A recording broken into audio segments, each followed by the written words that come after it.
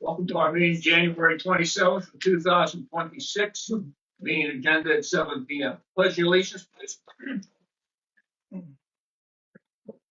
Pledge allegiance to the flag of the United States of America and to the republic for which it stands, one nation, under God, indivisible, with liberty and justice for all. Roll call. Mr. Noble, Here. Adams, here. Mr. Laughlin, absent. Mr. Furman, Here. Hotspot, here. Mrs. Duncan, here. Ms. Gassmeyer, here. And Sergeant Banis. Here.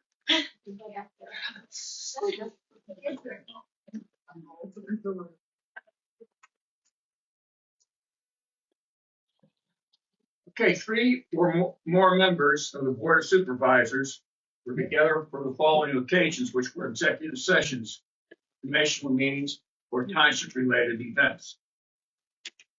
Their executive session immediately was prior to the meeting. Please be informed that the Township of South Park records all public meetings as part of the meeting minute process. Anyone speaking this evening is requested not to repeat the same points addressed at a prior meeting. Residents are reminded that the Board of Supervisors is regulated to adhere to existing ordinances. The audience agenda was placed online for residents who may wish to offer public comment or ask a question, which will be entered into the record at the meeting this evening. Comments and questions were to be submitted no later than 4:30 p.m. Tuesday, January 27th of 2026. Was there any? Yes, there were several comments or online emails actually that were received. The first was received from Paul Smith. The date was Sunday, January 25th, 2026 at 5:08 p.m. And he submitted comments, which I'm not going to read all of these into the record because a lot of the pages are substantial. He is opposed to the City Hall development, and he lists a number of reasons why he is opposed. These comments will be attached to the meeting minutes. The second email was received from Virginia Rapine. This was received on Tuesday, today, January 27th, 2026, 11:36 a.m. And she's concerned about the exit egress of the Sleepy Hollow development and also the legal ramifications for the township if damage to the culvert would impede access to Sleepy Hollow. Right. Next was submitted by Jason Sobek, and this was originally submitted at the South Park Township Board of Supervisors meeting on January 12th. And he lists a number of issues why he is opposed to final plan approval. And it goes on and on and on. But as I said, this was originally submitted on January 12th, and it will be attached to the minutes once they're entered into the meeting minute book. The next one was received today. Again, this is from Jason Sobek. Today, Tuesday, January 27th, 2026 at 2:52 p.m.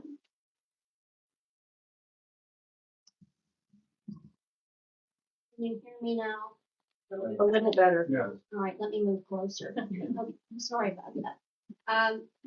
The next one was received from Jason Soap, Tuesday, January 27th, 2026 at 2:52 p.m. And he asked that a letter the attached letter be entered into the official record, which is attached here.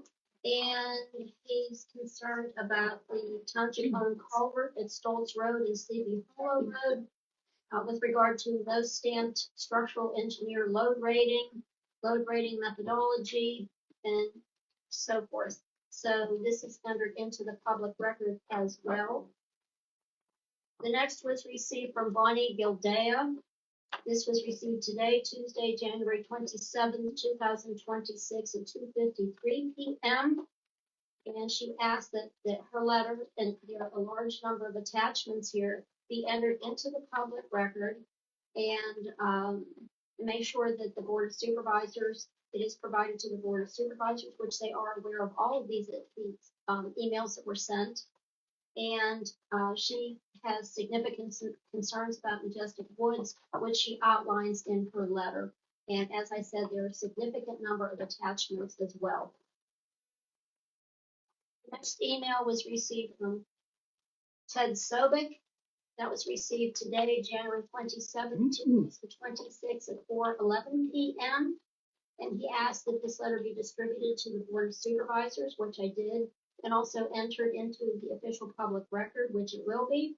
And his letter addresses a specific technical concern with regard to the geotechnical document. And specifically, it does not include subsidence modeling calculations, despite a reported shallow mine void encounter in a test boring. So this is entered into the record as well. The next one is again from Jason Sobek, Tuesday, January 27th, 2026, 4:34 p.m. And this is with regard to an incomplete MPDES permit application. This is an email that was received from Matt Gordon, who is the regular director at ACCD. And Mr. Gordon, and he is quoted on this email as saying, we issued an incompleteness review letter on 12/30/25 for the project, meaning Majestic Woods, with 31 comments.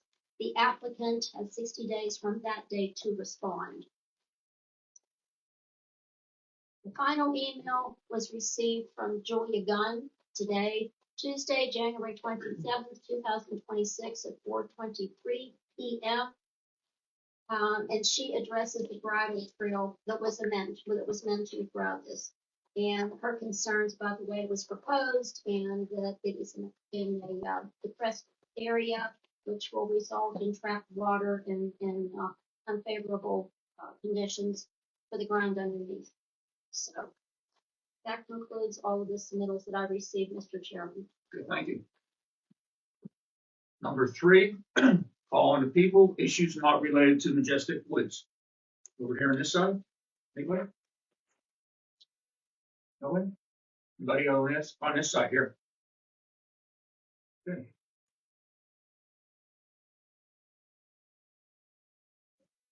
I'll call on the people for number 4, Majestic Woods subdivision, final approval, Sleepy Hollow comments. Thank you. Tim Foster, 1046 Westchester. Transparency, safety, and trust in South Park Township.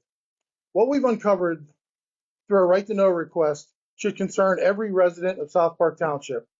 Internal emails show that apparent serious documented safety concerns were raised about the proposed Sleepy Hollow development's only access road, a sharp bend leading onto a narrow culvert that school buses, emergency vehicles, and large trucks would be forced to navigate every day. This is not a hypothetical issue. It was discussed internally after their engineering study identified it was a real foreseeable risk. And then it was buried. Rather than bringing these concerns forward for public discussion, independent review, or corrective action, the email record shows coordination between the developer, Frank Zakaitis, his development team, the township's paid engineer, Dan Deseroff, and even employees of the township who were also included as recipients to that, and seems that they found a way to conspire to withhold the information, exclude it from reports, and present a carefully crafted, unified narrative through a developer spokesman, Michael Wetzel. As stated in the email, I'll see to it that the engineering firms agree to whatever statement we make about the turning radius issues from Stoltz Road to Sleepy Hollow Road for school buses and fire trucks. The public never heard about this risk. Decision makers were never openly informed. The record was never corrected, and apparently the problematic study was destroyed. A right to know request produced an email, but amazingly no attachment. Gone. Sorry kids, sorry first responders. This is not about differing professional opinion. It's about whether known safety risks were intentionally kept out of the public process, a process that exists precisely to protect residents, children, and first responders. When a development has one road in and one road out, access is not a minor detail. It is a life safety issue. School buses don't get to work around geometry problems. Fire trucks don't get to spin tight bends. Ambulances don't get a second chance when seconds matter. What makes this especially troubling is who was involved. Public employees entrusted to serve residents. A township engineer paid to provide independent professional judgment and certainly ensure our safety. Private developers with a financial interest in moving the project forward, the dollar is greater than the public safety issues. When those roles blur and transparency gives way to coordination, public trust is broken. This issue goes beyond a single project. It raises fundamental questions on how development decisions are made in South Park, whose voices matter, and whether safety concerns are treated as obstacles to be managed rather than responsibilities to be honored. Residents are not asking for perfection. They're asking for honesty. They're asking for full information. They're asking for a process that puts public safety ahead of expediency. South Park deserves independent, unbiased professional review, full disclosure of safety issues, decision-making based on facts, not messaging, safeguards that prevent this from happening again. Change begins with transparency, accountability begins with sunlight, and trust can only be restored when the full truth is acknowledged, not hidden. I'd like to take a little bit closer look at the emails. I think you have a copy of them. So the summary of what these emails show, I think, is disturbing. On May 13th, 2024, the day the preliminary approval meeting by the Board of Supervisors were held, the following occurred. Wooster, the traffic engineer, in their group, produced a full fire truck and school bus turning radius study. Josh Haydu, senior traffic engineer of Wooster, sent turning movements to Gateway's Dan Deseros at 11:40 a.m. This proves that the studies existed and were ready for presentation. 4 minutes later, developer Frank Zakaitis immediately replied, "Not approved." That should be very foretelling. Not approved. Keep those words in mind. So at 11:44, Frank Zakaitis told the team, "Do not share the real turning studies." He directly instructed them to not provide the actual engineering. Michael Wetzel tells the township engineer at 12:50 the developer refuses to show the studies. Wetzel writes to Deseroff, "Frank does not want to show the detail of all the truck movements at each intersection, but just show our original movement plan." How convenient. Wooster is prepared to agree with these statements if asked by the township supervisors. I hope that statement is as concerning to you as it is to anybody who reads that. Wooster is prepared to agree with these statements. Just follow orders. This is a written admission of withholding critical safety information, fire truck and school buses turning radii, replacing engineering data with scripted verbal statements, pre-coordinating a false or incomplete representation to the Board of Supervisors. Gateway Engineering, our township engineer, was included in every one of these emails and never said a word. They admit they will only show a watered-down original plan. Wetzel writes that he will only show the original movement plan and omit the full technical study. Quoting, Frank does not want to show the detail of all the truck movements.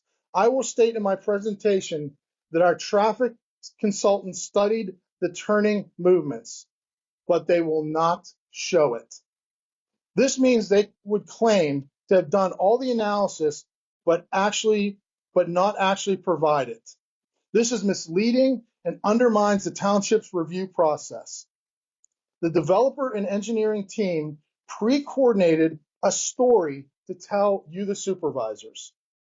Wetzel writes, Wooster is prepared to agree with these statements if asked by the township supervisors. That's disturbing. This means they agreed privately on a script. They would pretend that the fire truck and school bus access had been fully vetted. They would present a partial and incomplete version of the truth. Intent shown, avoid disclosing inconvenient safety findings. This is real. This impacts people. This impacts residents. This impacts school children. To hide data that shows there's problems and not address and correct them is an abomination.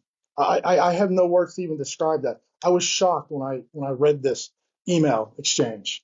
Thank God for Right to Know. But how many other things do we not know because they weren't discussed via email? This is disturbing. This shows what we're working with here. Intent shown, avoiding disclosing inconvenient safety finding. The phrase not approved from Zakaitis is incredibly important. It means he did not approve releasing real full turning radius studies.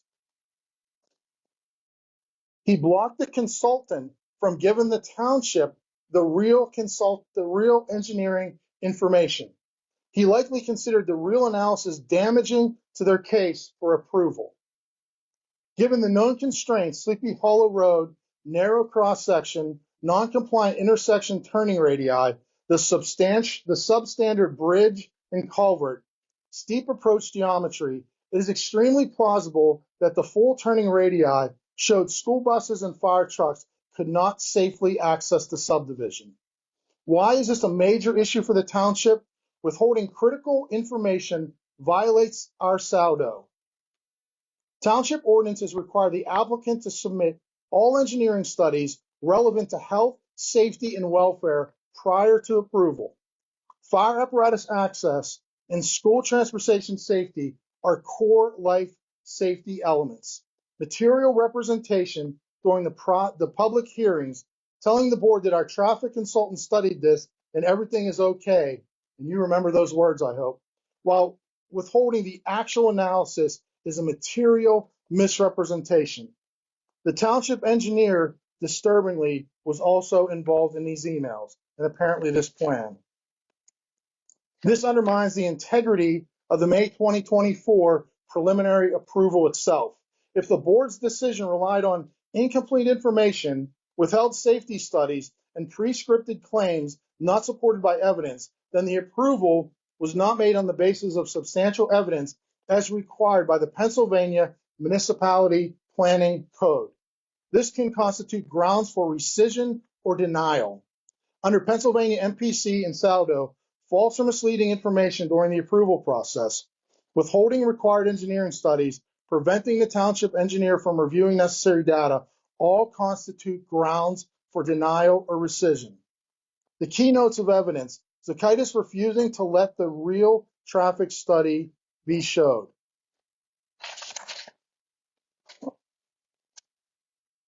The bottom line, the email chain proves that the developer and township engineers intentionally withheld critical safety information from the Board of Supervisors prior to the May 2024 preliminary approval hearing.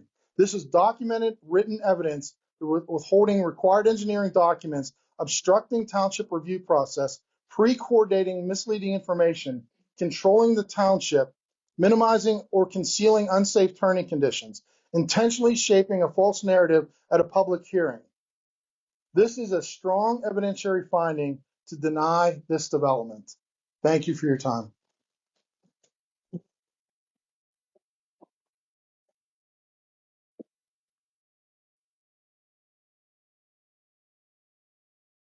Jason? Yep. I know I submitted this for the record, but just, it's important. One of you all to have copies.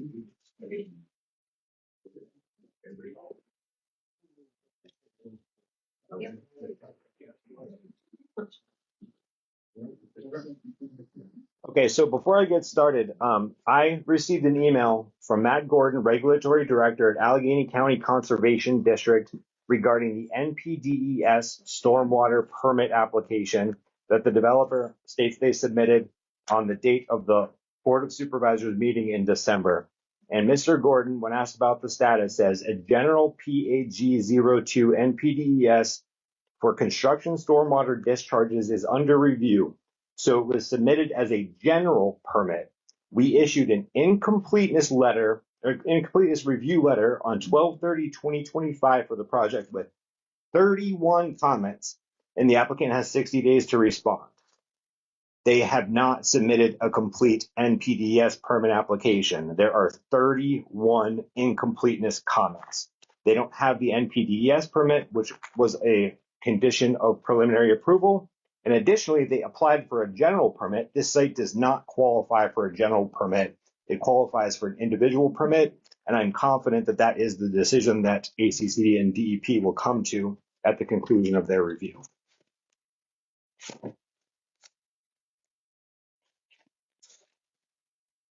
So tonight's vote is not just about a subdivision plan on paper. It's about whether the township will approve 108 homes that depend entirely on a single township-owned stream crossing on Sleepy Hollow Road, the sole access point for timbering and construction traffic. That township-owned crossing is a threshold public safety and infrastructure constraint. The record does not include a current inspection report suitable for load rating and does not include a stamped load rating analysis demonstrating that this structure can safely carry foreseeable construction, timbering, and emergency loads. That was admitted by the township engineer at the December meeting, and through a right to know request, I have multiple emails with the developers people asking Tom Bonnety and others, where is an inspection report on the bridge, load rating report on the bridge, and the conclusion was it does not exist. At the last meeting, Mr. Deseroth pulled 35 tons out of his hat. Not sure where he came up with that, but a casual statement like 35 tons is not a load rating. A load rating is a documented engineering deliverable based on as-built infrastructure. It's a condition in real vehicle configurations. It evaluates axle loads and axle spacing, not a single verbal gross weight number. Because this crossing is the sole access point, it is a single point of failure. If it is overstressed, deteriorated, undermined, or damaged, the consequences are not merely maintenance. They are loss of safe access, impaired emergency response, and township taxpayer liability, and a major public repair cost to the township-owned road and the culvert structure. So here is the decision question tonight. Does the township have a sealed inspection and stamped load rating proving that the township-owned crossing can safely carry foreseeable construction and emergency loads before approving 108 homes that funnel heavy traffic across it? The answer is no. Then the application has a fundamental deficiency. Foreseeable construction and timbering traffic includes repeated heavy haul vehicles, loaded dump trucks, concrete trucks, lowboy delivery hauling equipment, and material hauling over and over again. And the controlling issue is not just gross weight, it is the axle loads and how the load is distributed. Representative examples of equipment over 26 tons or 52,000 pounds that may reasonably be used during clearing, earthwork, utilities, road building, including heavy tracked feller bunchers, large excavators, dozers, and wheel loaders. These standard heavy equipment classes are not exotic machines. I have a few examples, and a few of these I saw at the Sunset Golf Development site. A Caterpillar 390F excavator, 95.1 tons, without the vehicle that may be carrying it or whatever may be on it, 95.1 tons. Land clearing and timbering equipment, the Tiger Cat 880E shovel logger, 47 tons. A John Deere Brandt 909M tracked feller buncher, 40.4 tons. A John Deere Brandt 959M tracked feller buncher, 41.6 tons. A Komatsu PC490LC11 excavator, 52.8 to 53.9 tons. A Komatsu PC650LC excavator, 71.2 tons. A Hitachi excavator, ZX670LC, 77.1 tons. A Caterpillar 390 class excavator, a whopping 95.1 tons.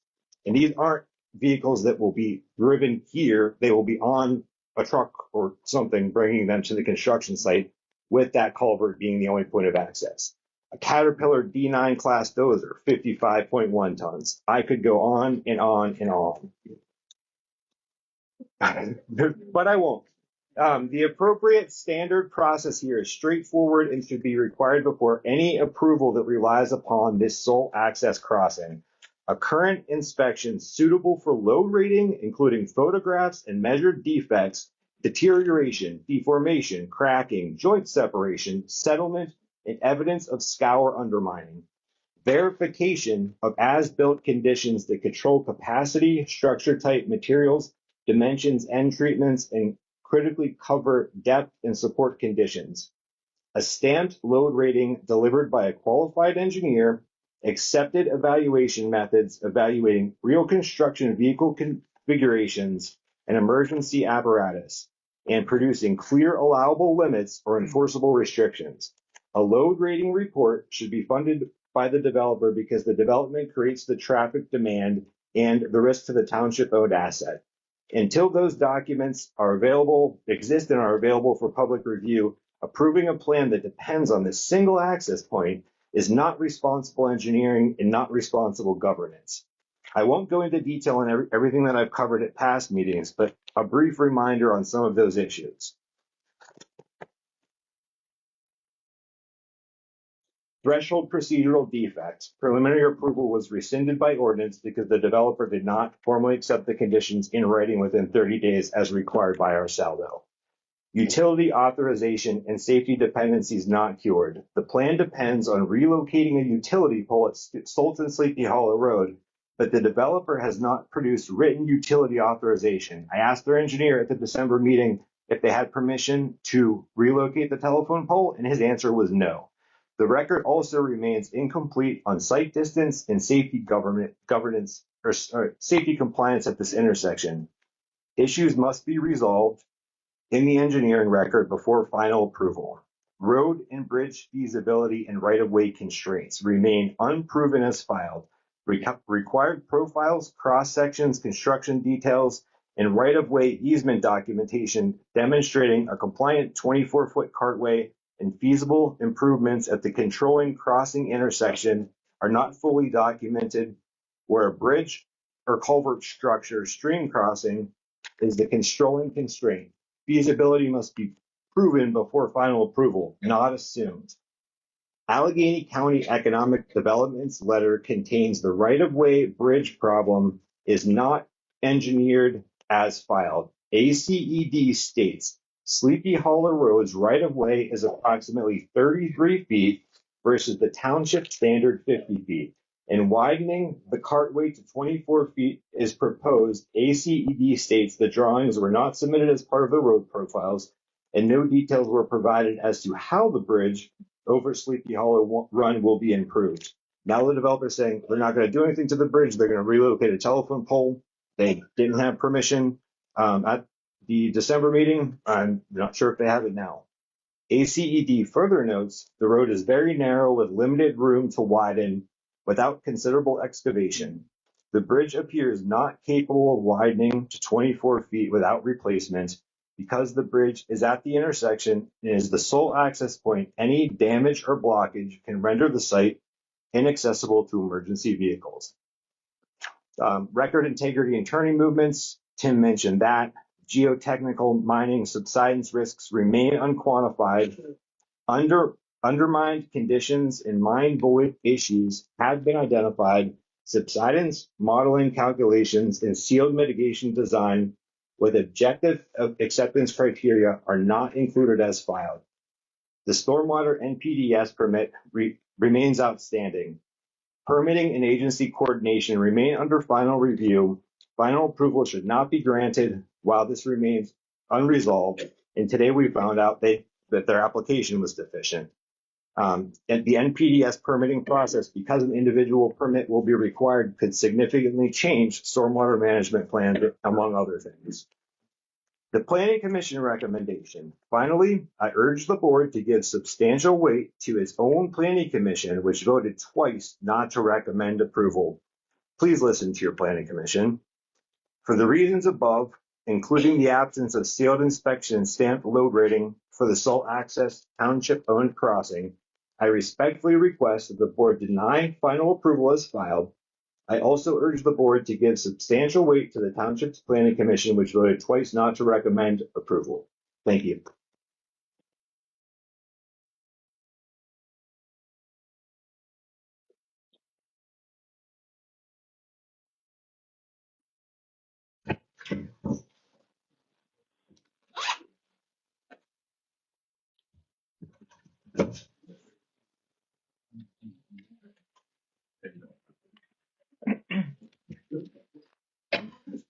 Good evening, I'm Diane Foster, 1046 Westchester Road. Tonight, this matter is not simply about approving a subdivision plan. It's about whether South Park Township will uphold the law, protect vested property rights, and preserve a century-old use that is part of the township's identity, or knowingly approve a development that unlawfully extinguishes it. For more than 100 years, Sleepy Hollow Road has been providing safe and lawful access for horses and riders to the county park trail system. This use predates modern zoning and development and constitutes a lawful, pre-existing, non-conforming use under Pennsylvania law. It is a vested constitutional property right that runs with the land and cannot be eliminated, obstructed, or rendered unsafe by later development. Pennsylvania courts have made it clear that municipalities have an affirmative duty to recognize and protect lawful non-conforming uses during land development review. In 2024, the Commonwealth Court reaffirmed that zoning bodies must make factual findings and require reasonable accommodations when a protected right use exists. Ignoring or deferring this obligation is not legally permissible. The physical limitations of Sleepy Hollow Road do not erase this right. To the contrary, they make the accommodation mandatory. When a developer chooses to build on constrained land burdened by steep slopes, bridges, and a century-old protected use, the law requires the design to adapt to those constraints, not to eliminate what already exists. If a plan cannot safely support both subdivision traffic and historic equestrian use, then reasonable accommodations are required, including engineered equestrian passage, a dedicated lane or bridle path, and safe bridge access. These measures are not optional enhancements. They are legally necessary to avoid extinguishing a protected use. Claims that accommodation is too costly or that the space is limited are not valid legal justifications. If the proposed design cannot preserve the protected equestrian access, the deficiency lies with the plan itself, not with the riders, the township, or history. Approving a plan that knowingly eliminates a lawful non-conforming use exposes South Park Township to zoning appeals, constitutional claims, acre litigation, and potential enforcement actions taken by Pennsylvania Attorney General. These risks are foreseeable and entirely avoidable if the compliance is required before final approval. Horses have traveled Sleepy Hollow for generations. This is not an abandoned or incidental use. It is a living part of South Park's character and heritage. Erasing it in one vote would be both unlawful and irreversible. The board should not grant final approval to any plan that endangers or eliminates the protected equestrian use of Sleepy Hollow Road. Approval must be conditioned upon a safe engineered equestrian accommodation, a dedicated lane or bridle path with safe bridge access, not something penciled onto a map at the last minute along a drainage swale. And lastly, a written finding of fact acknowledging the lawful nonconforming use. If the developer cannot meet these requirements, the project's density, layout, or concept must change.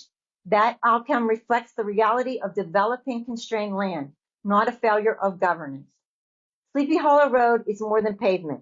It is a century of lawful use protected by Pennsylvania law.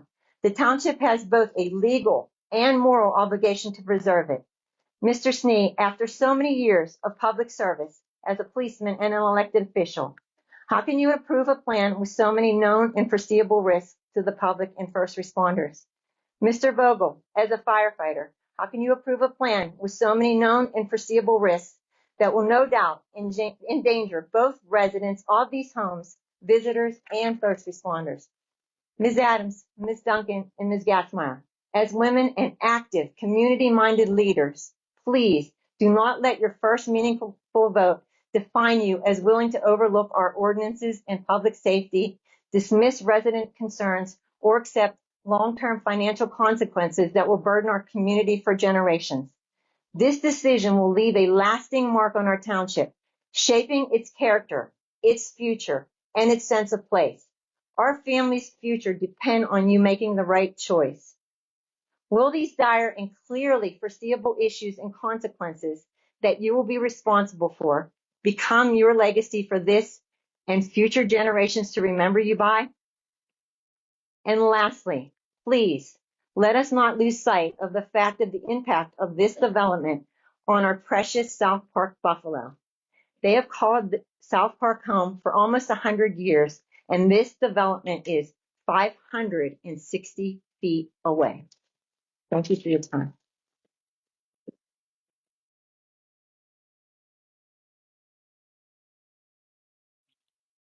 I have handouts, but I'll get to them in a minute.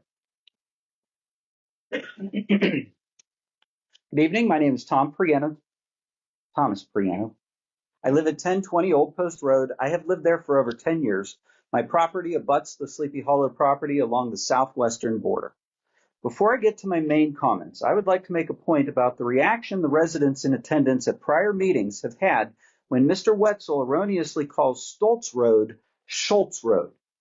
I believe the reason is that Stoltz Road is a part of our community. I grew up on Stoltz Road. My parents still live on Stoltz Road. I imagine I am not alone using Stoltz Road as a sort of landmark when telling someone where my home is located. Stoltz Road is near and dear to most of us in the room. That's why when this outsider continues to call it Schultz Road, those of us to whom it is near and dear are outraged at the disrespect paid to our community by this continuous error. It is yet another demonstration that this project is simply another money-making project to the developer and his team. To the rest of us, it is an invasion to our community. Every time Mr. Wetzel calls it Schultz Road, it's another disrespectful slap in the face to the residents, those of us who love this area, who call this area home. Now, on to my main point this evening. As we are all aware, at the May 13, 2024 Board of Supervisors meeting, a series of conditions were attached to the preliminary approval. Condition 3C of the preliminary approval stated off-site improvement to widen to 24 feet and overlay the remaining portion of the road to the intersection of Stoltz Road with 2 inches of wearing course. Condition 3D stated off-site improvement to modify the culverts under Sleepy Hollow Road as necessary to allow for a 24-foot cartway to extend to Stoltz Road. The original plan submitted by the developer in July 2025 appeared to have the road magically levitating over the creek on the western side of the southern wall. On August 15, 2025, Matthew Trapel of Allegheny County Planning Division said of the culvert in a letter to South Park Township, and Jason read this, but I can't cut stuff. It's narrow like the road and does not appear to meet the township's minimum with right-of-way width. The bridge from aerial and other photography does not appear to be capable of being widened to a 24-foot cartway without completely replacing the bridge. It's immediately at the intersection of Stoltz Road and Sleepy Hollow Road, which creates an additional potential point of congestion. It's the sole access point for all traffic to the lots on Sleepy Hollow Road. And while there are two entrances to the proposed development from the Sleepy Hollow Road, any damage to the Sleepy Hollow Run Bridge or blockage of Sleepy Hollow Road west of the proposed development renders the site inaccessible to emergency vehicles. It was important to reread that. That was what Allegheny County said.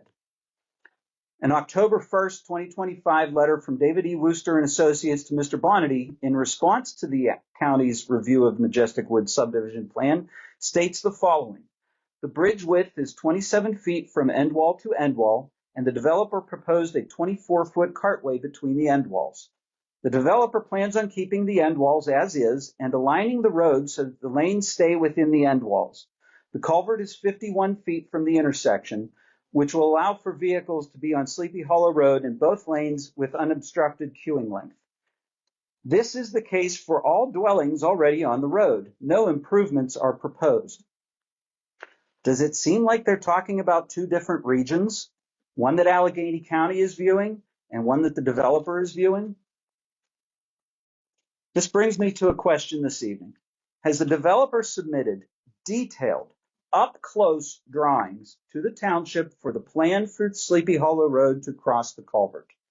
When I had a deck installed on my house in 2016, I had to provide the township drawings for my deck project. Why would such a gigantic project as this to a township-owned road over a township-owned culvert not require exceptionally detailed drawings? The only drawings I was able to see consisted of far zoomed out overviews of the entire road from Stoltz to the end of the Nikoloff property. Included on one of the drawings was a statement that said, revise one or both culverts if needed to allow for a 24-foot wide pavement width in between guide rails, no curbing. Shouldn't the developer already know what's needed for this project?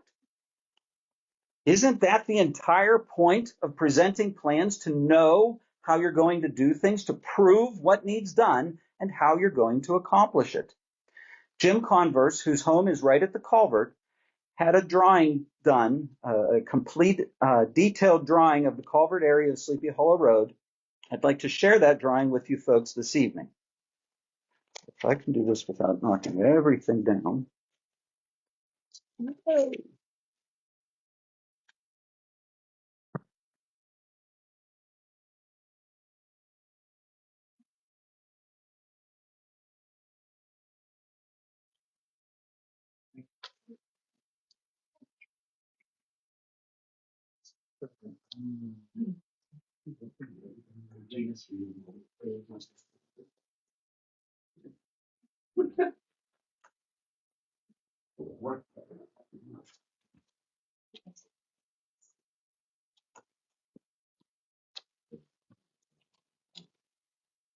All right, you all have looked at this. Has the developer submitted anything remotely like this drawing? This clear and concise? This focused on the culvert area? This is very detailed. The first page I've handed you this evening is the full drawing that Jim was provided. The second page I have handed you this evening is the drawing zoomed in. The drawing data is in black. The property line data from the Allegheny County GIS viewer is in blue. On the third page, I overlaid the drawing in red on top of the Allegheny County GIS viewer map to demonstrate the exceptional accuracy of this drawing. The GIS property line data is still in blue. An on-site evaluation of the culvert crossing reveals that the orientation of the wing walls is in sharp contrast with the existing alignment of Sleepy Hollow Road. There is a reason that the current road is so narrow over the culvert. That is very close to the maximum space the position of the wing walls allows to safely traverse the culvert within the confines of both the wing wall and the property lines, especially when you add in the necessary guardrails on both sides of the culvert. While there is 27 feet of distance between the wing walls, the angle of the wing walls does not permit that space to be fully utilized. I believe the drawing I've handed you makes that abundantly clear.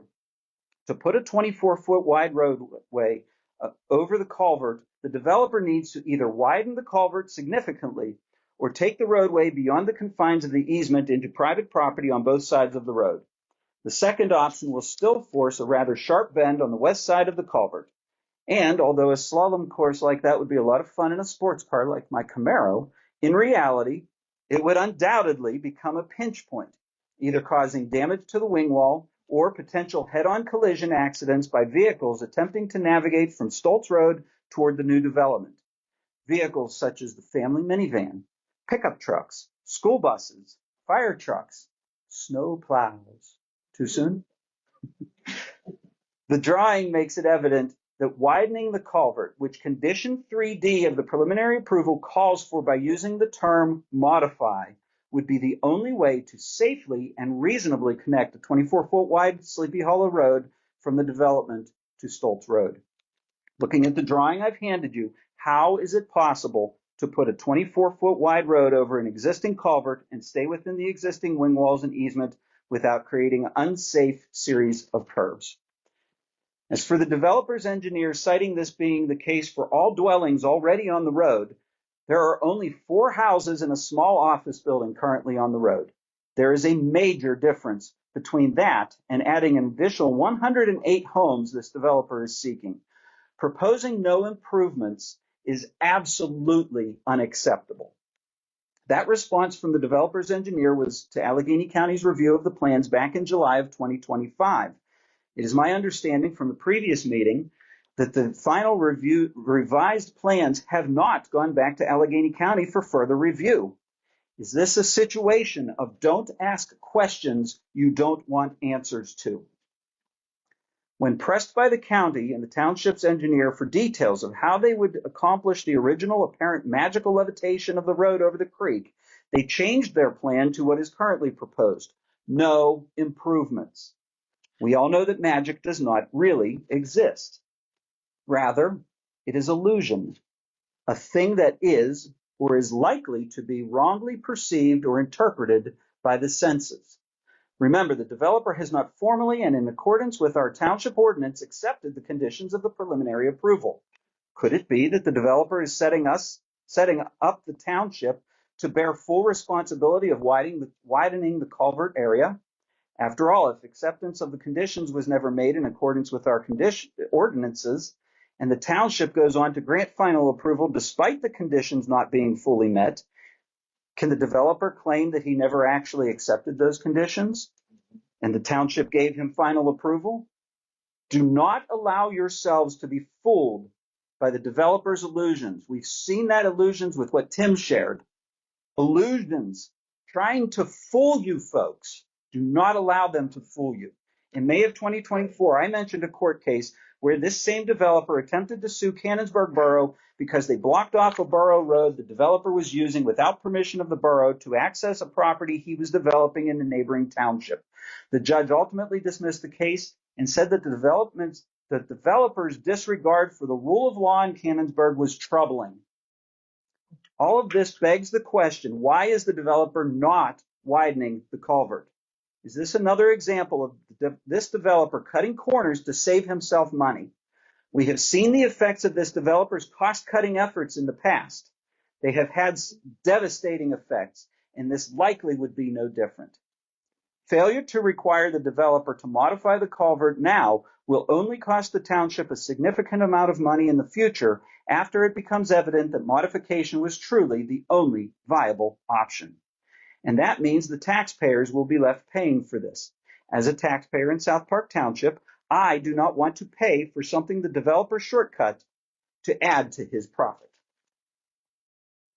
Remember, this is the only access to Sleepy Hollow Road and the only way in or out for an increase of 108 homes if this is approved. It is irresponsible and unacceptable to permit this development to move forward without this important condition being satisfied.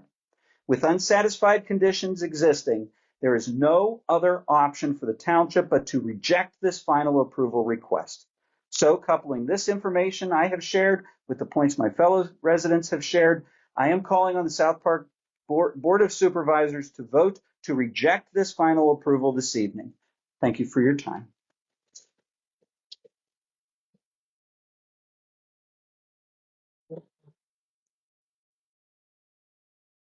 Anybody else on this side?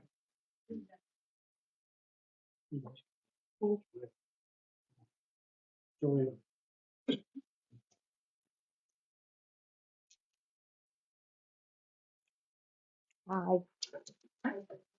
My name is Bonnie Gilday, and I live at 1971 Sleepy Hollow Road. I have significant concerns over Majestic Woods. I know everyone realizes that I live here with my horses directly downhill from the proposed Majestic Woods grading area.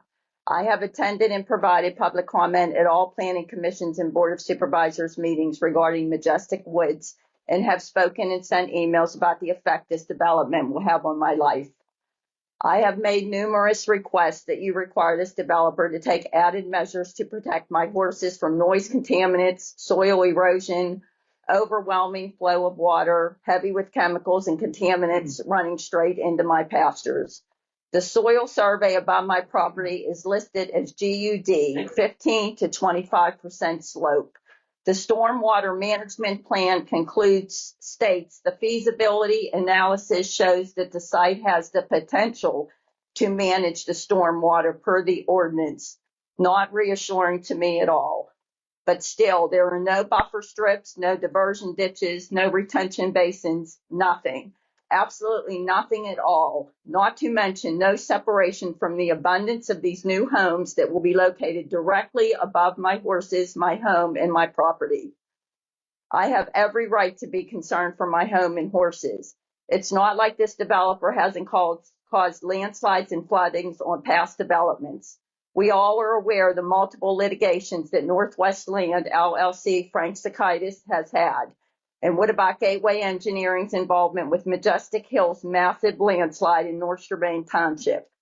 ACA Engineering's involvement in a litigation suit with Summerfest Neighborhood Association in Squirrel Hill concerning a landslide, and also noted substandard, negligent, and otherwise deficient professional engineering services. And finally, Worcester and Associates traffic study, which we know has been compromised. These corporations and individuals are the very same assuring me that my home and horses will not be harmed or destroyed as a result of this development. Forgive me if I find this hard to believe. Also, Allegheny County has so many concerns and issues that they outlined in their letter concerning this development that need addressed. And let's not forget that our own planning commission voted not to recommend this development. Regarding the letter that I received from Mr. Frank Sakaitis, he stated the following. He has approval and that this project is a sure thing, even though it has not been officially voted and approved by the township governing body. This is beyond disturbing to me and should be to everyone in this room.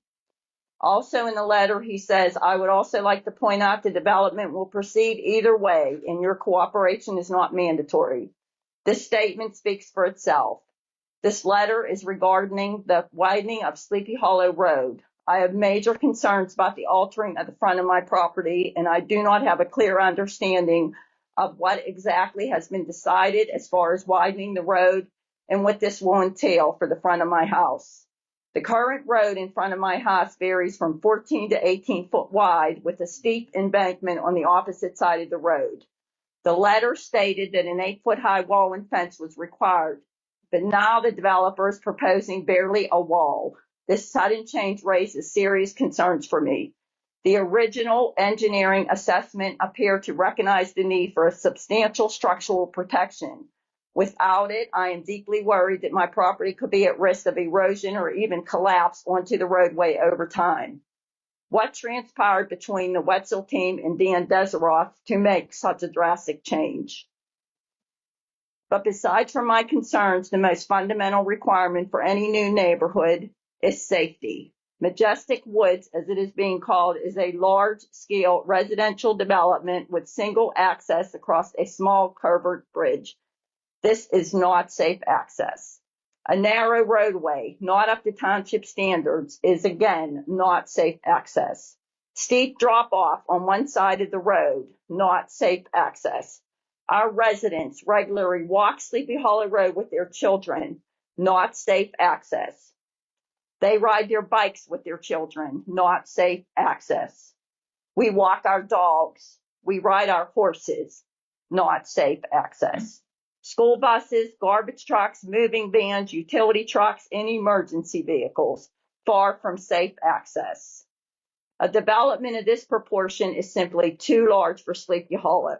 Protection of health, safety, and welfare where an existing road and right-of-way exists being used by proposed subdivision must demonstrate the road and right-of-way are not detrimental to public health, safety, and welfare or injurious to other properties. This development can and will cause significant harm and disruption to this community over unresolved access rights, traffic concerns, and inconsistent with zoning standards, to name a few.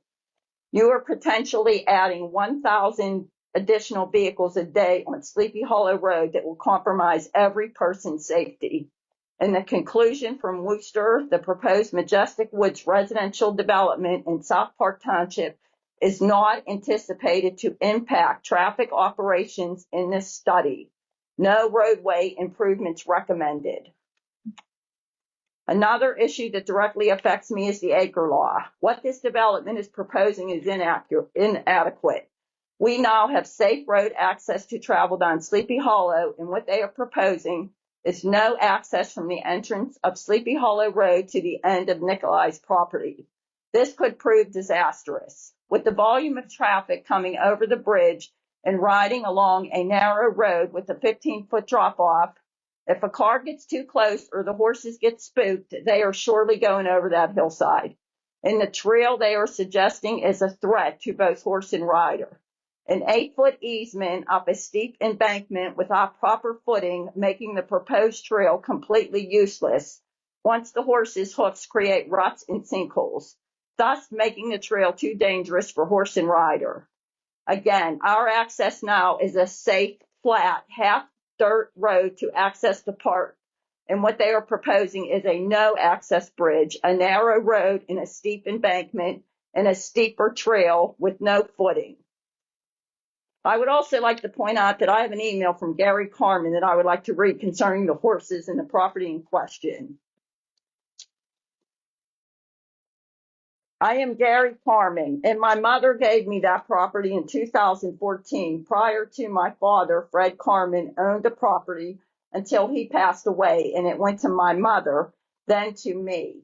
My father, Fred Carmen, gave permission for the horses to pass through the property, and I still respect my father's wishes. I am no longer hunting that property, and even when I did, the horses did not cause a problem. My son can hunt the property if he wishes, and you can also pass through with your horses, knowing that I am not responsible for any injuries if something should happen. It is ride at your own risk. I see no reason to change the way things were when my father owned the property.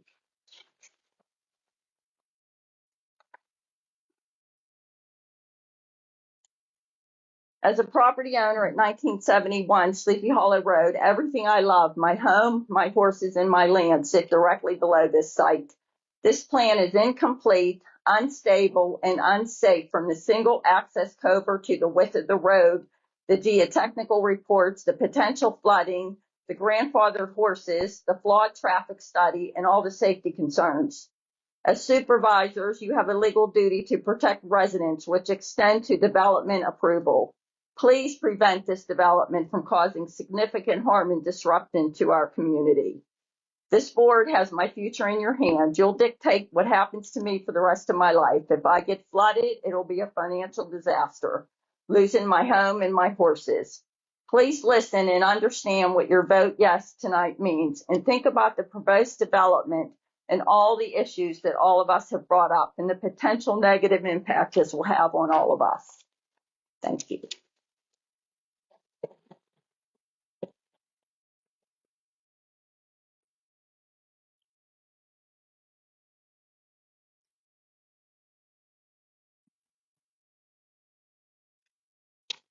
Julia Gunn, 1840 Stoltz Road.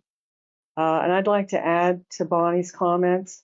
I'd like to address the bridle trail because it was mentioned at the last meeting. But at first it sounded like a solution until you listened to the stormwater management plan. They talked about the bridle trail would be in the swale around those buildings. The swale collects the water. So we would be riding through mud and muck. In addition, without a switchback, you would need a switchback to go up and down that steep hill. Our horses would just be sliding down the hill. That would be a very, very dangerous situation. In addition, when they talked about the phase 1 would be at the end of Sleepy Hollow. There, even if we got up that trail, we could never make a right turn and go past that construction. Horses are very sensitive to noise and change in environment. Every day would be a change. Every day would be a different noise. It would be too dangerous for us to even ride past that. So we would never be able to get to Sleepy Hollow. Also, there's no guarantee that the storm water or construction water will not seep into the Sleepy Hollow Run, which our animals drink from. It's a hot day. We ride down to Sleepy Hollow. They grab a drink from the stream. So this is not a feasible solution. And due to this being a lawful non-conforming use, our horses must be able to access the park safely. During the last meeting, I covered many of the stormwater issues that would affect the properties in the Maripat plan and the residents and business owners along Sleepy Hollow Run. The fact that my property has become the retention pond for excess stormwater, I do not believe that Majestic Woods Stormwater Management Plan will mitigate 60 cleared acres of forest. Think now of the snow melt of that 60 acres. Okay, that's something that's going to be coming along in a few weeks, hopefully. With multiple water line breaks along Stoltz and Route 88 just this month, how will heavy traffic impact our roads? It's just not along Sleepy Hollow. They have to come down Stoltz. They have to come down 88. They would have, in Sleepy Hollow, they would totally have to redig the road. A 2-inch layer of asphalt is not going to cut it. They would need to put down several layers of stone, dig it up stone, and re-asphalt. Water pipes buried below roads experience fatigue loading from traffic. Add in heavy construction traffic, and it's a recipe for disaster for water, gas, and sewer lines. Both Bethel Park sewer lines and South Park sewer lines run along Sleepy Hollow Road. Multiple water line breaks have occurred many times on Sleepy Hollow Road already with just the light traffic it experiences now. We need to realize that our infrastructure is old, and that's why there are so many water main breaks and the roads are caving in and sinkholes are forming. On another subject, since I'm a resident of Bethel Park, I was able to access the traffic study that Bethel did on the new school that is on King School Road. Some of the conclusions from that study, and it's a 60-page study which I think was submitted to everybody, will generate in the morning over 1,100 new vehicles traveling in that area. 1,100 vehicles on King School to Stoltz, to Berryman, to 88. 1,100 new vehicles. Now, if that's not scary enough, add the traffic from the new Sunset Golf development. We don't know how many vehicles are going to be coming from that. Then you add in Majestic Woods and you have a gridlock on Stoltz Road. Because in that traffic study, they're talking about doing mitigation at the Corral Court in King School. So imagine there'll be a light there, mitigation there. There'll be traffic trying to turn on McConkey. There'll be traffic coming out from Sleepy Hollow. It's going to be a gridlock all along Stoltz Road. This development is a risk to our community. Nothing the developer has shown us makes me believe otherwise. With 2 other developers backing out because of the cost of development and the lack of a second exit, exit. Why does this developer want so badly to develop this? We have not seen any plans for the type of homes that will be built, and with the expense of developing the steep, hilly, and heavily wooded property, where will his cost savings be? I think that will be to the detriment of our community and the safety of the surrounding residents. We are not trying to deny the owner a property of sale. We have come up with alternate measures, the Allegheny Land Trust, to purchase the property. So what is the advantage to the community? I see the only advantage is the money made by the developer. I just have one picture I want to pass out. It's kind of blurry, but this is from my security camera. And this shows what happens inside my horse arena when you get an unusual traffic that blows by on Stoltz Road. And that's me falling off the horse. I would like to stop here and ask, is there any member of the community that's in favor of this? Has anyone stepped up to say, yes, we want this?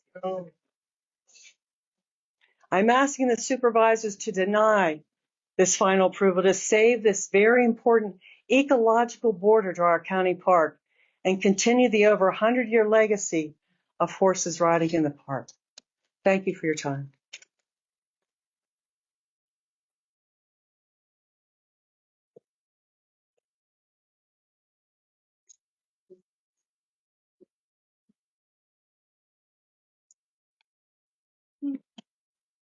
Hi, Mary Amoroso, 1875 Stoltz Road, and the stables at 1857 Stoltz Road. I'm not going to repeat a lot of what the other equestrians have said, but I've been an instructor for many, many years. I took many a young child down Sleepy Hollow Road on their very first trail ride, and I felt safe doing that.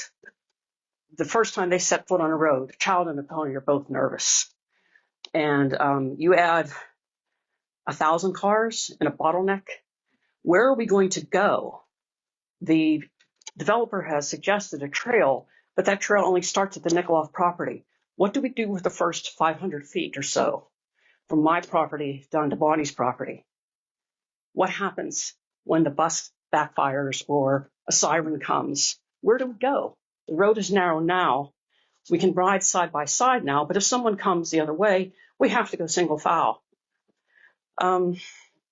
We've had that safe passage, as I said, for over a century.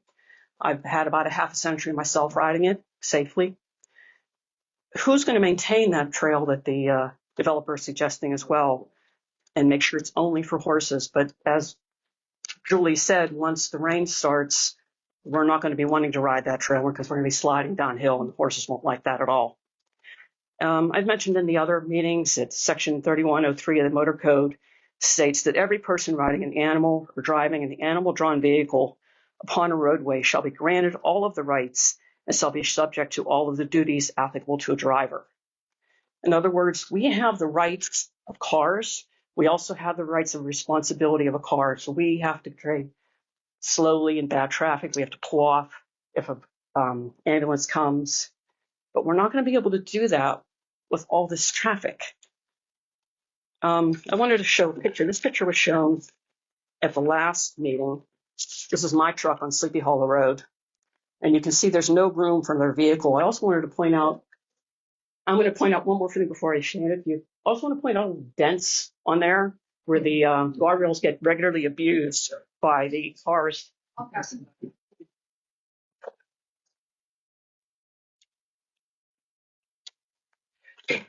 But as I said, the guardrails regularly be abused by cars trying to pass each other in that narrow area, and you're not going to be able to widen it all that much. Let's see.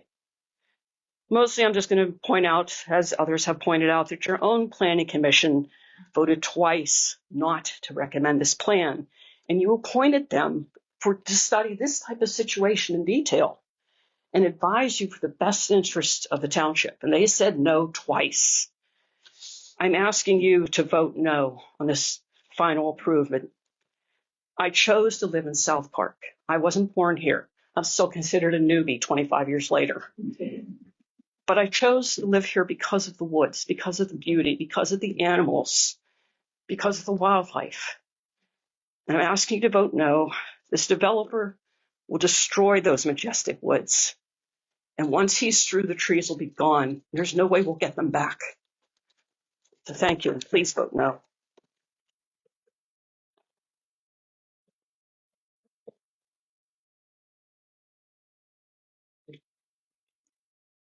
Anybody else? Are we allowed to next speak? Excuse me.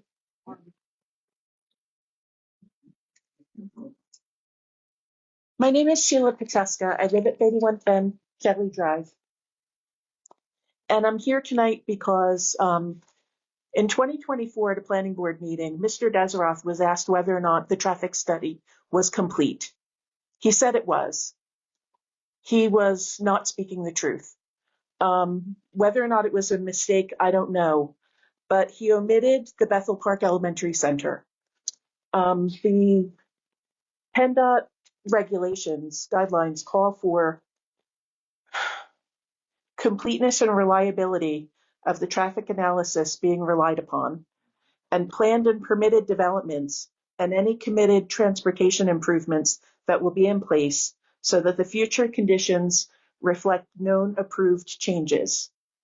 The traffic study being relied upon here, dated January 26, 2024, and updated March 29, 2024, did not account for the new Bethel Park Elementary Center, which is a major traffic generator in this area and is directly relevant to peak hour congestion and safety conditions.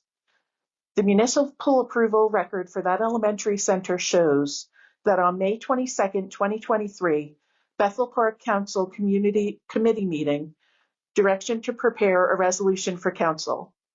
On June 12, 2023, Bethel Park regular council meeting packet includes a motion to grant approval to the preliminary and final land development plans for the elementary school. And there is contemporaneous confirmation on July 6, 2023, that the school district received municipal approval for the new elementary center. As was stated earlier, this is going to generate 1,100 cars of traffic going in this area every morning. We already have the middle school on Stewart Road causing congestion every morning. If you drive up Stewart Road at about 7:45, 8 o'clock in the morning, you'll see parents waiting to get in on Stewart Road. We don't need more congestion. Under PennDOT's own framework, this is the kind of planned and permitted development that should be evaluated and added to the future traffic scenarios.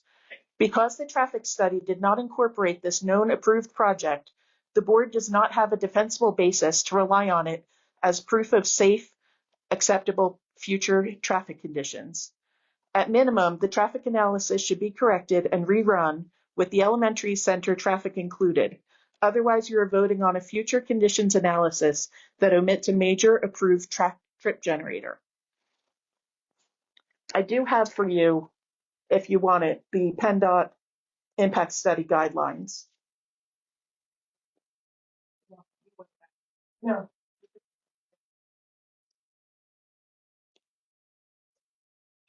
I'm asking what everybody here is asking.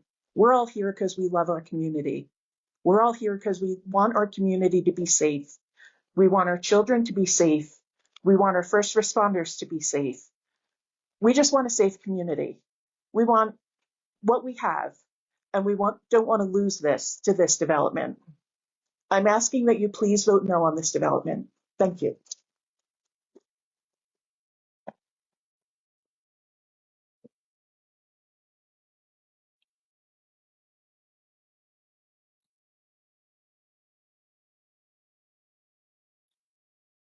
Hi, Raymond Steinhaus of Berryman Avenue. As I sat here and got ready for this meeting, I tried to think of everything that so many people before me didn't talk about. Tim and Jason, all these people mentioned so many things that are right. And I think, how did we get to this point? How did this not get caught? So I kind of focused my direction in a different way. And I thought, what happens if you guys don't do what's best for the community? What happens if you don't look out for the township and you vote to allow this? So I ran across a court case. It's Grimm versus Max Satani Township Board of Supervisors. Okay, Now, this case actually went all the way up to the Commonwealth Court of PA. Now, for those of you who don't know, that's one step under the PA Supreme Court. So it made it pretty far along. So what that also does, that makes this precedent binding to all the lower courts. So what the Commonwealth Court had to do was they had to address whether the Madison County Township Board of Supervisors acted appropriately when conflicted members voted to approve a plan. Okay? So that's very similar to our plan because, what Jason had mentioned, Tim had mentioned, we know that there were email exchanges between our paid representatives and the developer. We know that they did not approve this in writing. Now, they could say they got emails, they could say whatever they want. In the court of law, that does not count. They did not meet the minimum specifications. So now, in the end, the court Commonwealth vacated the trial court's order affirming the board's approval. So I've lived here for 50 years. I don't want to have to go to court over this. But at least we know now the court is on our side. So there were 15,000 people that signed the petition against us. So even if we got a third of those people to chip in $100, that's 5,000 people. That's $500,000. We could tie this up in court for the next 10 years. So the law clearly states what you need to do. The people have clearly spoken what you need to do. You just need to do it. Thank you.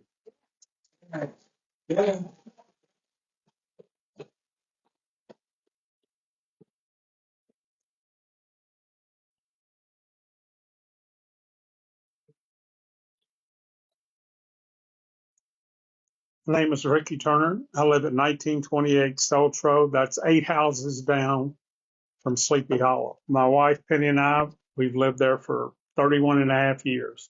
One reason we moved there is we like the area. There wasn't quite as many houses when we first moved there, but we've kind of gotten used to that. I'm not from here. I'm from the South originally. So I know how things work down there, but I'm not sure here. You have a planning commission that twice voted this down, so that should have been the end of it. It kind of never should have got to you guys. That's the way I look at it. And the other thing is the petition that everybody signed. When you have that many people against this, and I've been to like 5 or 6 of these, and every time there's nobody here except on their side. All the residents don't want this, so I don't understand this. This should be just clear cut that you guys should vote it down. That's all I like. That's all I want to say. Thank you. Thank you.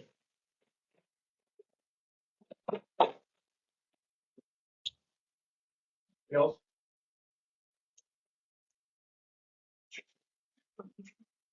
No, Go ahead. no, please. Sir.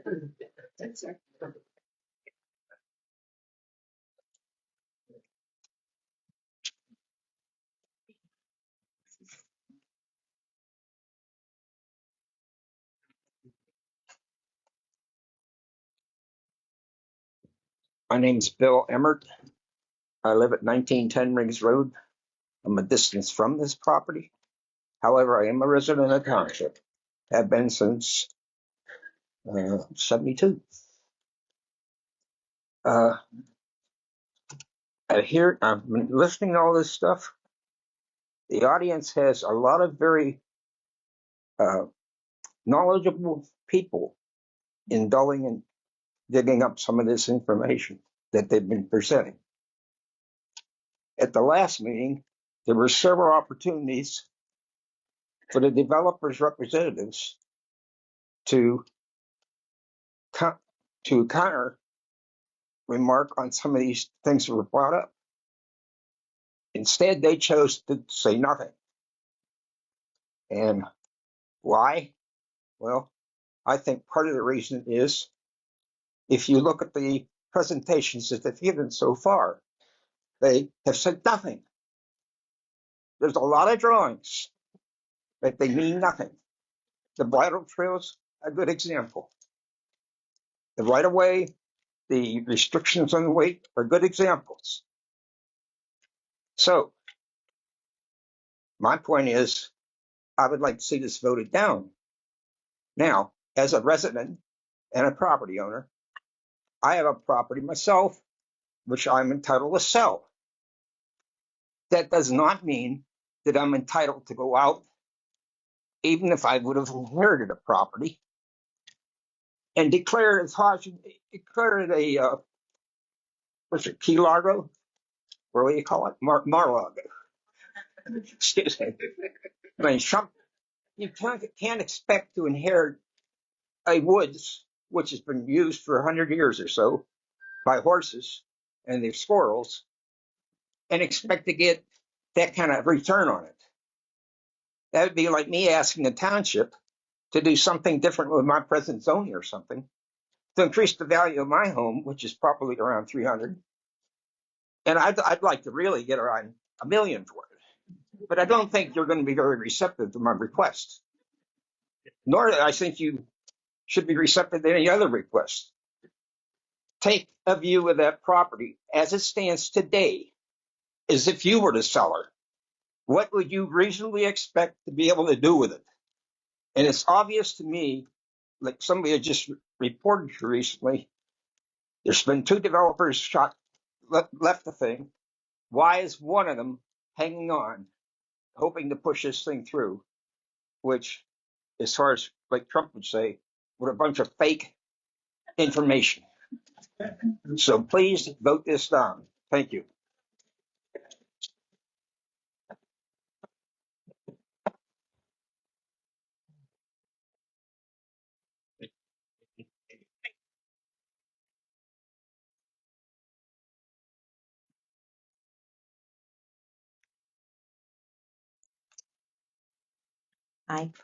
Virginia Rapine, 1048 Old Post Road. Pretty much everything I was going to talk about has already been covered. There are like small things. The devil is in the details, but just like fire hydrants and gas pipes that are right on the edge across from Sleepy Hollow, things like that have never been addressed, that they're going to move, that are a safety hazard when you start rolling trucks in, especially. There's an aerial view. There's an electrical box. There's a gas pipeline. There's a fire hydrant. There's the culvert and someone's driveway and Sleepy Hollow. So anytime a fire truck would have to access that, they would be blocking Sleepy Hollow. There's no other way to even get to the fire hydrant. That's the only thing that I ever heard that wasn't addressed, because everyone's been so thorough and so diligent. So I think what I'm going to do is I'm going to end this with a small paragraph that a very nice gentleman, James Culver, so I think somebody mentioned him before, said at the Planning Commission, April 4th, 2024. And he lives at 1901 Sleepy Hollow. I think I have to take my glasses off because I can see better. It says, I live at the corner of Stoltz and Sleepy Hollow. As you know, we had a fire, and my neighbors asked me to talk about how hard it was for the firemen to get in because of that culvert. It is bad. They have to swing way out and then back in. And when Library Fire has come for any problems down Sleepy Hollow, they have to swing way out and back to make it in the turn. So something needs to be done with this bridge. It is not just the width of it. It is how it sits,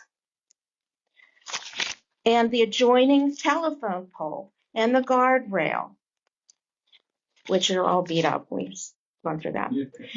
Anytime the township has fixed it, a few days later, you turn around and they are all smashed over. They are always smashed. It is a bad situation. I was at that meeting that night, and that really stuck with me. It made me go down to Sleepy Hollow with a measuring tape and look at it because I saw Mr. Wetzel. He said that there was, after putting in guardrails, which those guardrails now, I have pictures of them. We've all talked about them. They're all smashed. They're not adequate for what is on Sleepy Hollow now. How is that going to be safe for what's planning ahead? You look at Sunset Golf. You look at the machinery that's going to have to get on Sleepy Hollow to do this. How is that possible? Common sense tells you that's not possible. You can look at charts and graphs and studies. Common sense is the truth here. So please don't do this. I'm sure if this culvert is damaged, that we could be liable because this developer and his people, who I'm sure he's contracting, can't reach their equipment or can't reach their property. And wouldn't we be liable for that? Because we agreed to this. We voted yes for this. It's a safety nightmare. We all know it. We've spent years here going over and over and over it. We know if you can't get a fire truck, you know, you're a fireman? You're a fireman, sir? Mr. Ogle? Yes. My dad was a volunteer fireman our whole life. And he would work in the mills and then he would go to a fire after working all night. So I have a lot of respect for that. You can't get a fire truck, you know, every second counts in an emergency. This is not right. Please don't do this. Thank you.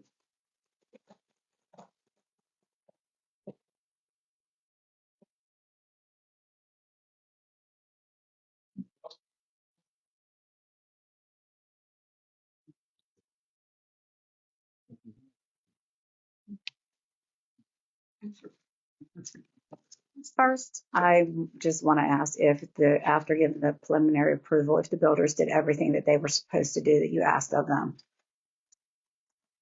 And that's what you base your opinion on, if they did everything that you asked them to do, and if they did it according to code or whatever, after that, I can't say that you should vote. You know how you should vote. Second of all, I don't know about the horses having permissions for 100 years. I'm Joan Carmen.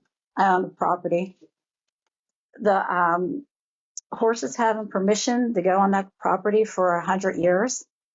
I believe if you look back 100 years, there were still horse and buggies. But I don't know. We had the property in the Carmen family since 1979. And my husband hunted the property. His dad hunted the property. If you had actually VECA land development, this is just a piece of VECA land development. This was the last piece of VECA land development that my husband was actually developing in 2006. And if you look back in your records, you'll see all the plans in 2006 for the housing plan that he was going to have go up here. But when his son Tanner, and he had some other personal problems, they decided not to go through with the development. But later on, we never allowed people to ride their horses through this property. This property is private property owned by VECA Land Development.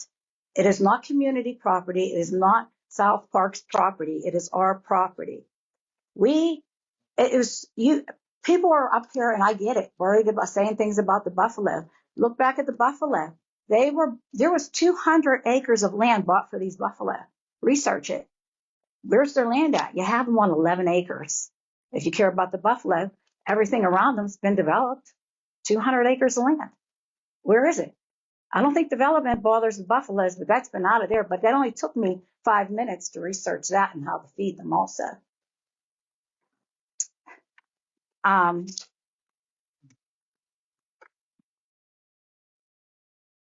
So, let me see.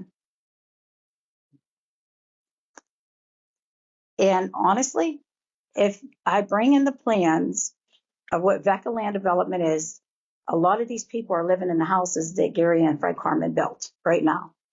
This was, like I said, the last piece of property that was to be developed. It was going to be developed in 2006. It's going to be developed now. If the builders met all your requirements, I feel you should vote yes. And as they said, we can hold this up in court. That's dirty. You want to fight dirty? You can fight dirty.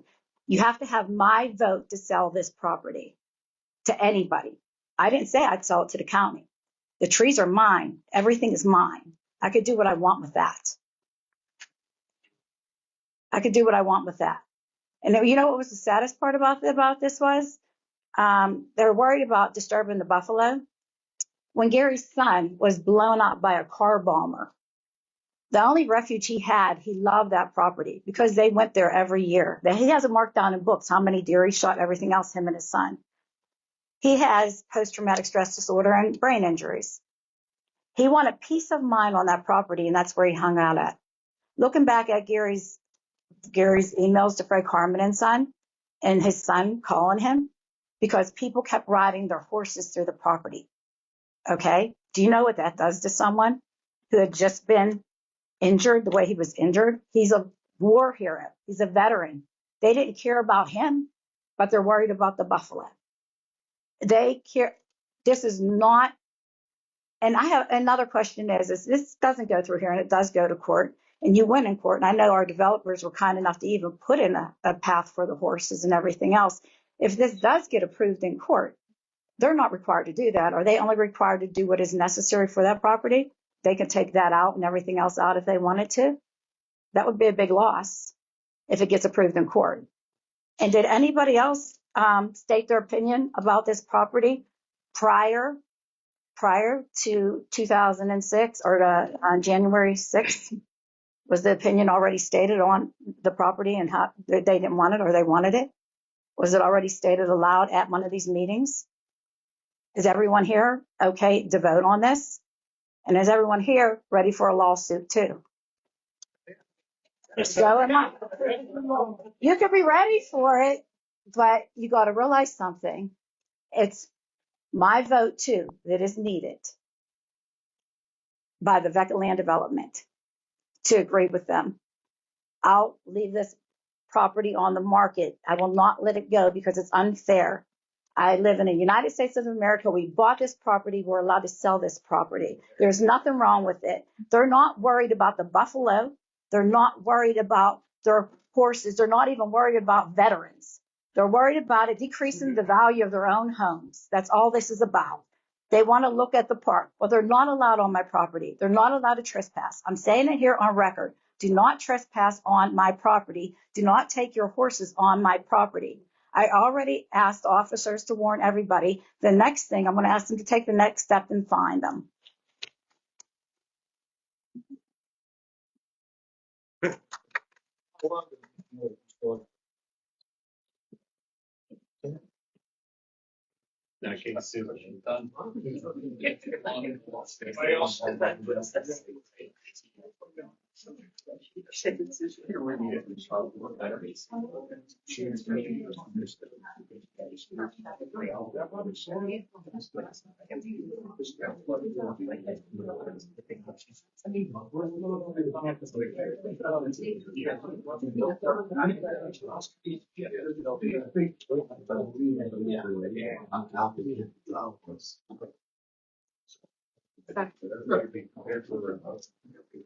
I'll be quick. My name is Leslie Peters from Bowles Rice. I'm here on behalf of the applicant.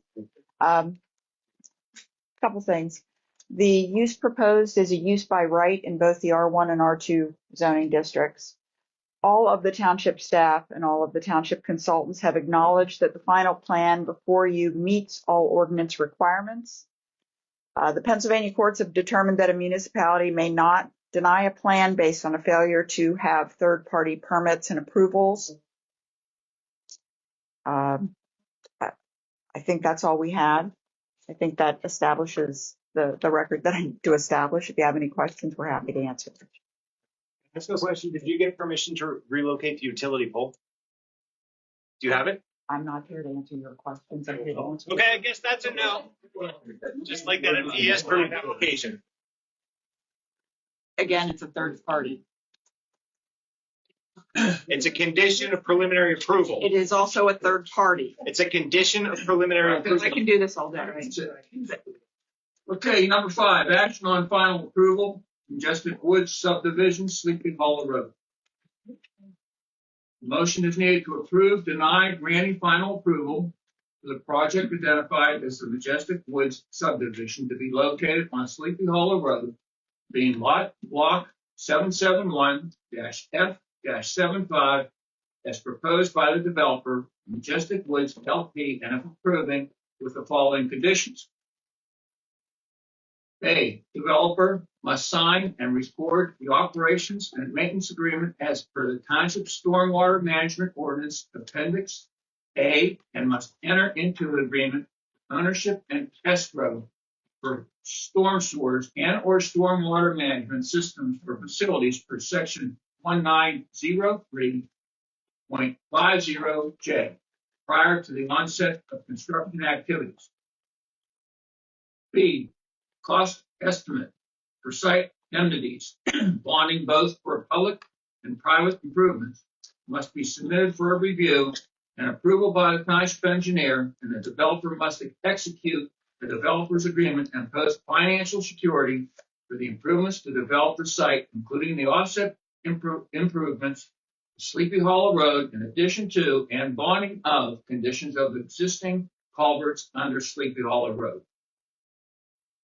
And C, the proposed 8-foot wide bridle path easement will be added to the final plan and a recorded plan which allows horses and their riders ingress and egress from Sleepy Hollow Road to South Park as per the attached Exhibit 1, and if approving, as the recommended by the township engineer and planning consultant. Here we need a motion.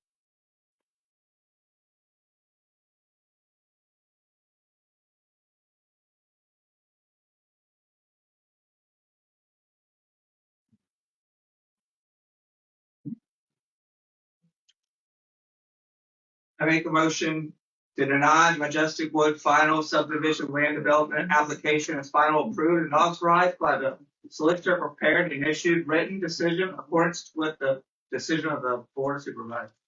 I second. I'll second also.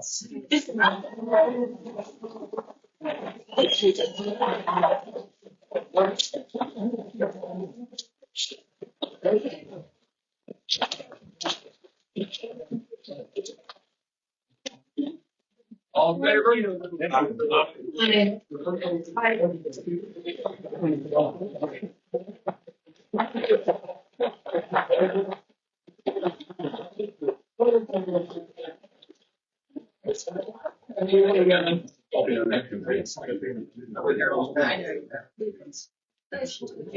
Make a motion to adjourn. All in favor?